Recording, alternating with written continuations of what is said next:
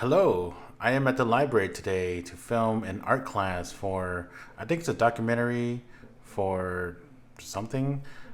Uh, Double Jump got hired for it and they needed a camera person and they're just like, we'll just send Kong.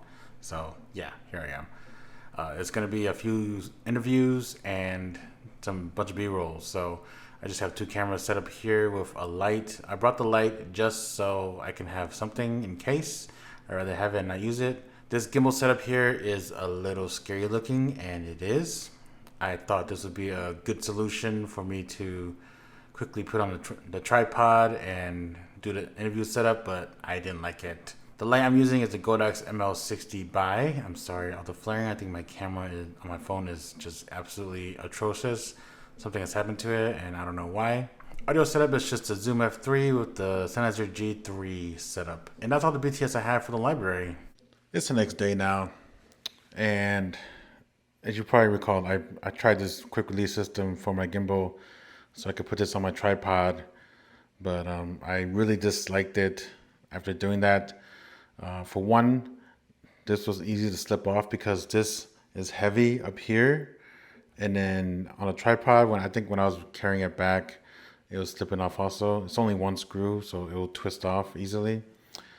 And also, like, when this is on a tripod, it's really high up, so like I'm unable to go lower than that, and tilting forward is a little scary. I don't want it to fall, so I've decided I'm not gonna do that again. I'm gonna do my quick release system, which I'm gonna set up and kind of show you my idea for the next filming of that project. I might use my Zion quick release again for this. I do like the quick release. I don't want like the quarter 20 threads on this tripod legs to break. So that's the reason why I kind of want to use quick release systems. So, but yeah, I'm gonna take that off. I'm gonna change everything up. Okay, so the idea is I have this like already ready on my tripod, you know, and then my gimbal, the camera on my gimbal, I could just take off, just attach here. So I could disconnect my ports, just take it off and just attach like so. Power. Something fast like that. So I could do my interviews real quick and it works well. I don't need a top panel, I don't need to rig it out. It's just an interview, it's not like we're making a movie or anything like that. So that is the idea. So my gimbal usually isn't set up like this. I use a different V-mount. I use this one. And then the USB-C actually connects to the gimbal on the back here. So I can control the camera with the controls. I can press record. I can focus with the wheel in the front here. But then I'm testing out for this weekend. I have a wedding. I'm leaving the wedding company I'm working with, and this is my second to last wedding with them. And surprisingly, this couple, they hired two videographers. So my buddy is going to be there with me, and we are like gonna go all out. So I wanted to shoot RAW on my R5C, which RAW is 8K, and the files are gigantic.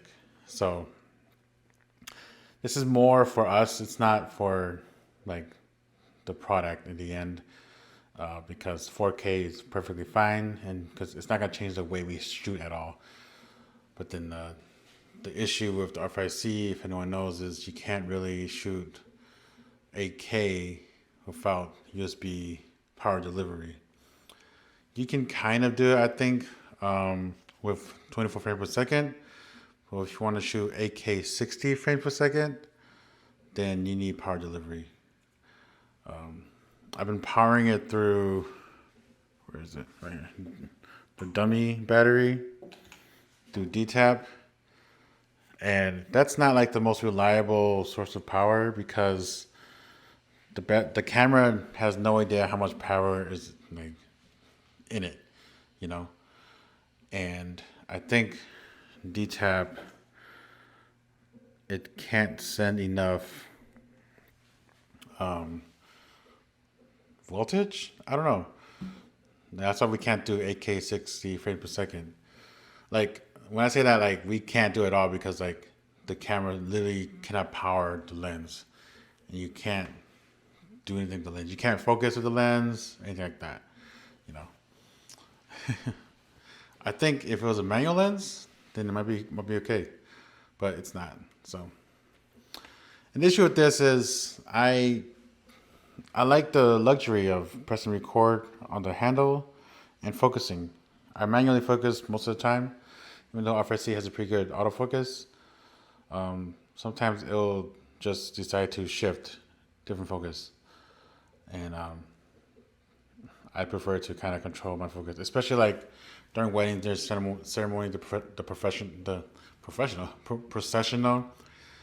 When they're walking down the aisle, I manually focus, everyone walking down, because the autofocus it'll like capture them, and then stay with them, and then not capture the person behind them. If they keep tapping the screen, whatever, it could be a lot of different situations there. So this is the idea. I've seen videos where they say you can do both. You can use the USB-C splitter that has a power and like an audio connection. But then I think that's not a reliable source, because I think the guy who made the video said that that splitter or the cables started heating up. So I prefer not messing up my camera, because there's been some scary moments before where like I would press record or I will stop recording and like press it again pretty quick, like probably on accident, and then I have no more control of the camera. Like if I turn the camera off, the camera stays on. So I have to unplug power, and when things like that happen, I'm like, oh God, like I'm screwing the camera up more and more. So I want to keep things safe. So this is how the Zhiyun transmount quick release looks. I think I mentioned about this like a year ago. I stopped using it because I think it wears out in some way. So here's my older one. You can see it has some wear and tear on it. And if I move my gimbal a little bit, there's a little play where the threads are, I think, the connection points. Not exactly the threads, though. It's kind of more inside the actual release point, like the ball joints, I think. And through time, it got really, really loose, and like the play was even heavier. And that's what happened to this one, and that's why I took it off, and I don't use it anymore. But since I have like two more of these, I don't really like these releases anymore for the purpose I was using it for my Atomos Sumo. I'm just going to use it for this. I want my legs, the tripod legs here, I want a leg to be like facing backwards, because my monitor here is kind of facing out quite a bit. And the legs have literally been like, this leg is in the front. And, if you do C-stand, that's where the weight is, right? But then the weight is actually over here, because this is where the imbalance kind of comes in. Just my camera and the V-mount, everything up here is like just so heavy that it doesn't fall back. But it's easy. You could just like do this and it'll fall back without like the trans mount here. So I'm going to use this. I don't actually take this off. It just stays on, like, so like having a quick release was useless anyways. But I want to use it until it's bad. I might toss this. I don't know. I don't know how I have use for it anymore.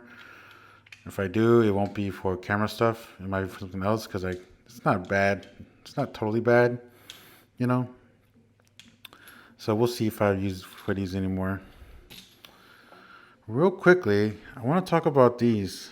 This is a quarter 20 to quarter 20. And this one has a smooth, I I guess, finish to it. And I don't know why I bought the smooth one. For some reason, I don't know why, but it's kind of stupid design because it's really hard to take off. Um, Even if not smooth, it's hard to take off by hand, but to take off by pliers, it's like very difficult still because it's smooth. And I might get rid of these. I only have like four of these. I bought like four more, I think, which is the rough edges one, and those you can take off easier. So if you plan to get these, I might not recommend the smooth ones. I don't know why that would be an advantage of any sort. So maybe like look closely and think about usability. But yeah, that's more talk about quick release stuff.